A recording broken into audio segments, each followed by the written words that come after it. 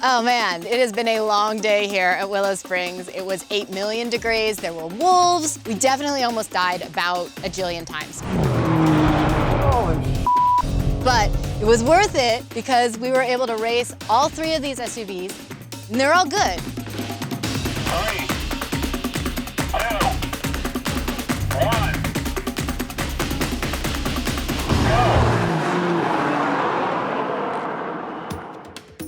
This is a 2020 BMW X3M competition.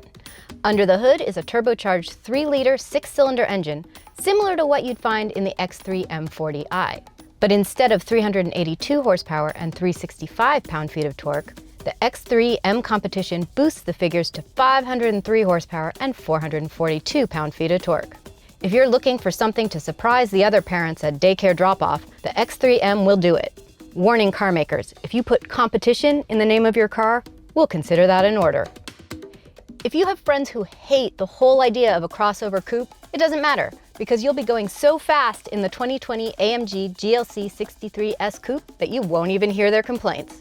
This beast is powered by a turbocharged 4-liter V8, conveniently also rated at 503 horsepower, but bragging 516 pound-feet of torque. This version of the GLC is an absolute monster, and since it has a launch control option specifically called Race Start, we obviously have to start it in a race. Ah, the Tesla Model Y. Unburdened by geared transmissions and full gas tanks, as well as being hundreds of pounds lighter than either the X3 or the GLC, the all-electric Model Y is just a charge away from charging away. This is the Edmunds long-term Model Y Performance. Yes, that's right. It's the performance model with the performance package, and we're gonna see if that double performance can perform. All 3 crossovers in our race are all-wheel drive, and we plan to use whatever launch assist technology they offer when we line them up and launch them. These 3 coupe UVs are putting the sport back in SUV, and with radically different power plants. Which one does it best? What are you doing to prepare your car for the race? I mean, I'm trying to talk real nice to it, let it know that it's fast. You know, I wanted to make sure that the transmission was in the right settings, and I wanted to make sure that, you know, all the shift points for the engine were right, and that it had the...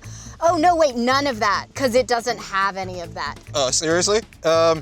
This car's not too picky about that kind of stuff. You can put it in Sport, you can put it in Sport Plus or Race mode. Then it's brake pedal, hold it down, throttle pedal, hold it down, and then just let it rip. So, Sport Plus transmission, Sport Plus suspension, 6 sharp on the transmission, and then ready for launch control. A very important part of any race is intimidating your rivals. And normally, you know, you do that by revving up the engine. So let's, okay, sorry.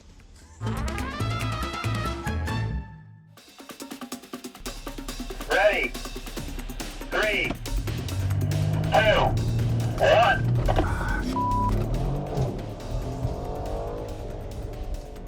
What happened? I jumped it. Drivers ready? Let's do this. 3, 2, 1, go!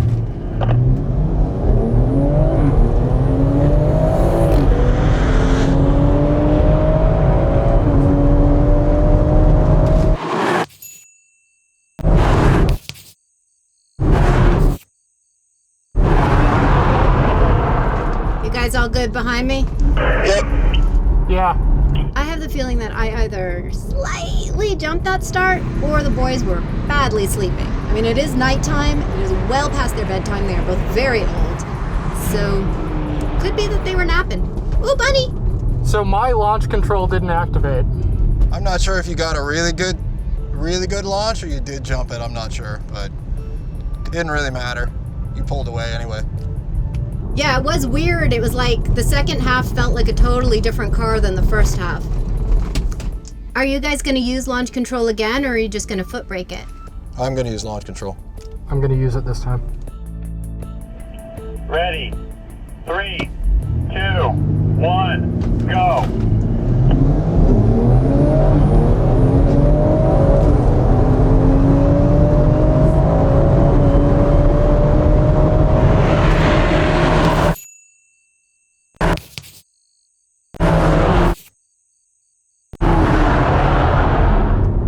God, this thing is sluggish. Is that what you felt like In the GT500, Kurt? That's exactly what I felt like, but without that smug EV feeling that comes along with it. Is there something like an electric supercharger? It does make a kind of supercharger whine, so I'm basically just telling myself that it's just a very quiet V8. I think we could do one more quarter-mile run and then do a roll race after that. Drivers ready. 3, 2, 1, go.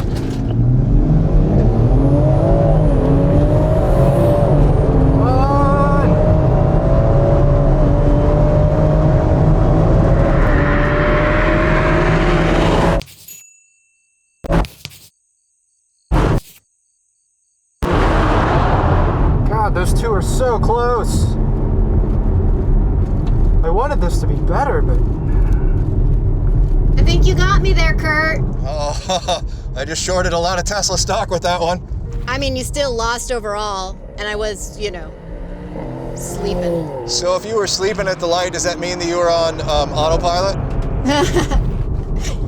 I wonder if it could do this in autopilot. Maybe the roll racing. So what we're gonna try and do is a roll race here, but we have to use the honor system, which I frankly don't trust either of these other people. But we're gonna set our speed at about 40 miles an hour and, hope I can beat an electric vehicle. I hope so.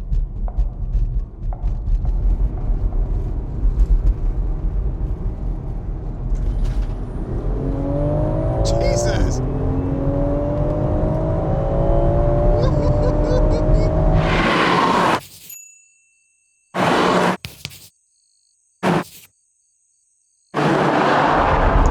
Was that not how you're supposed to do it?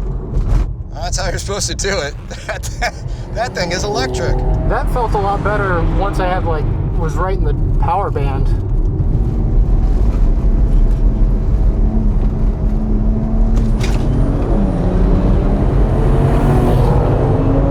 Holy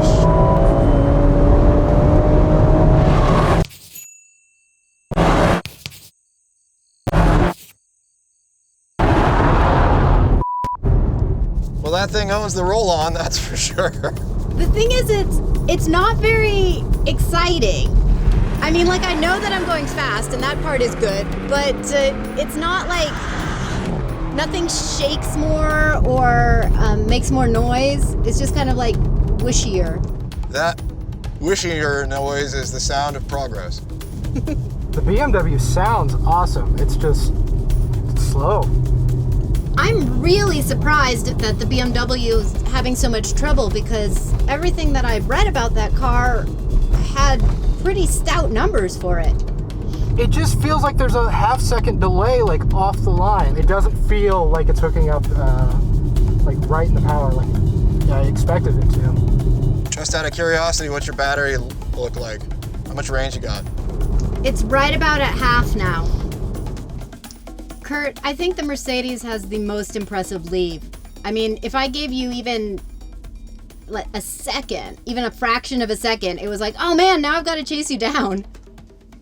Yeah, it's weird racing at night because I can't see you. And so I'm looking over and I'm trying to find where you are, and I think in the last quarter mile run we were so close that your headlight was in the blind spot. I kept looking over and seeing black.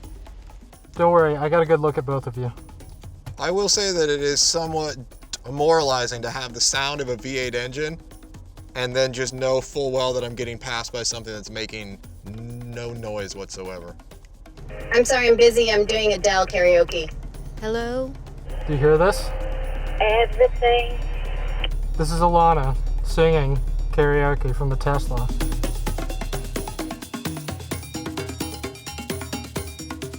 The BMW may have come up short both in the drag race and at our test track, but it posted the shortest braking distance and highest lateral G on our skid pad, giving some respect to the competition part of its name. You may be surprised to see that the Benz was quickest at our test track, even though it lost most of the drag races. How does that work? Well, the Benz's engine uses air to make power, and the heat and the high altitude where we filmed this race meant it wasn't breathing as well as it was at our test track. Combine that with real-world reaction times, and this is what you get. The Tesla's immediate power delivery and all-weather consistency make for high performance both at the test track and during the commute. Man, winning feels good. Winning always feels good. But winning when your competitors should beat you, when they have turbocharged engines and they come from very famous, long-standing luxury marques with a huge history of performance, and you're just in a little startup from California, you don't even have a gas engine, it's an EV. Yeah, that feels really good. Tesla takes it. If you want to see more videos like this, subscribe and follow us on Facebook, Instagram, and Twitter.